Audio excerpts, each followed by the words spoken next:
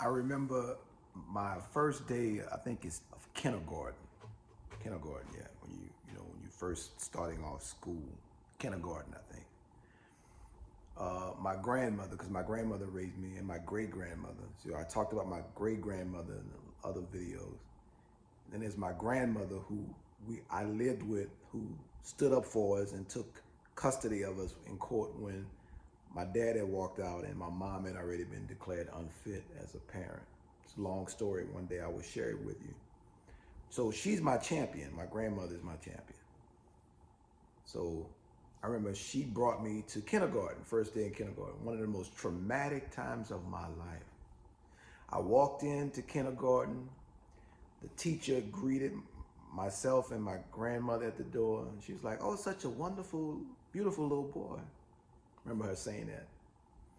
And she said, "Let me talk to your grandmother while you go into class and play with the other kids." So I did exactly that. I went into the class, started playing with the other kids, and no more than a few moments, they started calling me names about my birthmark. Started calling me Black Eyed Peas Spot, and just, how kids do, making fun of how ugly they thought I was. You just can't imagine how demoralizing that was. It was so demoralizing in that moment, them calling me all those names, that I wanted to shrink. I wanted to just disappear, right? I wanted to disappear. I really did. And so I begged my grandmother to take me back home. And I cried, and she felt sorry for me, and she allowed me to go back home. And she says, "You're going back home today, but tomorrow you're gonna have to go to school." And so during that time period where, I was afraid to go, because I was like, I don't want to experience that again. It was so horrifying. It was so demoralizing to me. And in that moment, those moments of ridicule and shaming me, I remember making a connection where I stopped liking how I looked. Now, up until that point, I liked how I looked because this is all I knew. I loved how I looked. I loved myself. And that day, I was given an image of myself that made me not like how I looked. And then subsequently, it would start to become how I didn't like how I sound. So first, I didn't like how I looked. And then that grew into I didn't like how I sound. Problematic. Now, what do I want to talk to you about? I'm M, Ragivah Mahdi, just call me M. I want to talk to you about spiritual growth. Spiritual growth. Now, spirituality is the relationship you share with yourself. And in its original sense, it is the harmony that you are born into. Take, for example, ego. I talk about ego a lot, right? So we're in the Soul Focus group, we are constantly looking at ego reduction. But we don't stop there. We don't stop at ego reduction. We keep going to soul expansion.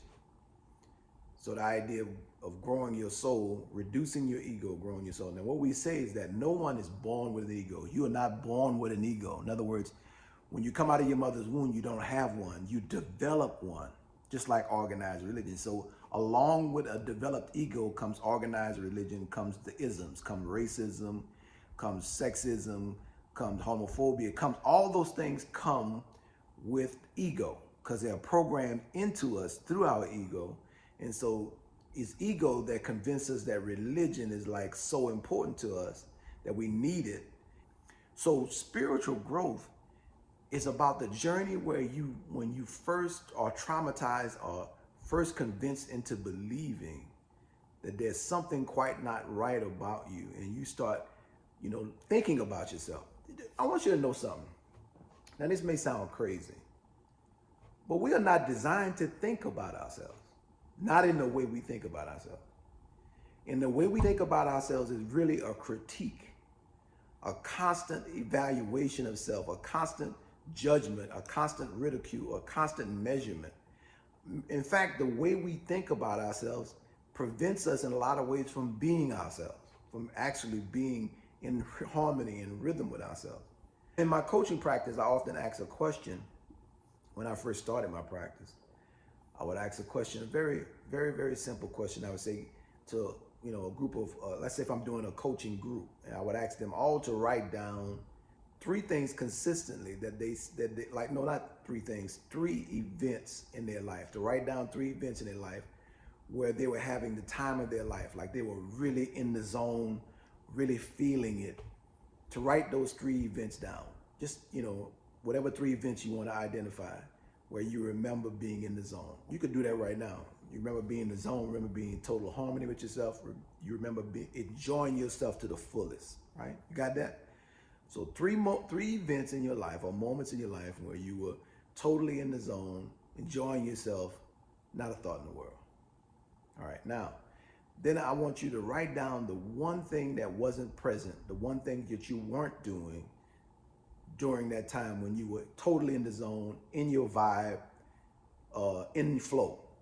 And when I would ask audience after audience after audience that same scenario, same question, and here's what they would say consistently that was not present: thinking. They would say thinking was not present. They were not thinking at all. Well, I would say, well, shit, isn't that interesting that not thinking about yourself sort of gives you freedom to be yourself? We live in a world where we are constantly examining ourselves and critiquing ourselves, so much so until we don't give ourselves a chance to prove to ourselves who we really are and how beautiful we really are.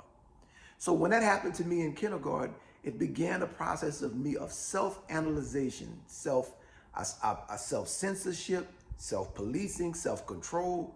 And so self-control became a friend of mine. And it wasn't until I got further down the road that I realized self-control was all about ego. Self-cooperation is what I should have been going after, but I didn't know that, of course, then. So I wanted to control myself, and what that means, I wanted to limit myself to how the world perceived me. So the world perceived me as ugly, at least from those kids that day. So I wanted to limit myself. I developed this mantra, this internal mantra, because I became so disgusted with what people would say to me when they would approach me. People would say, "Oh, I hope the other guy looks worse than you."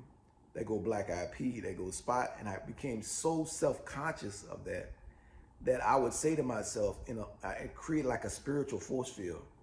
I would say, "Don't look at me, leave me alone."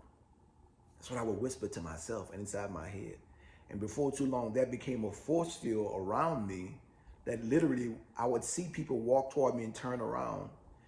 It was beginning to manifest as a protection around myself. But then as I got older, I realized that's not what I wanted. I didn't really want people to not look at me.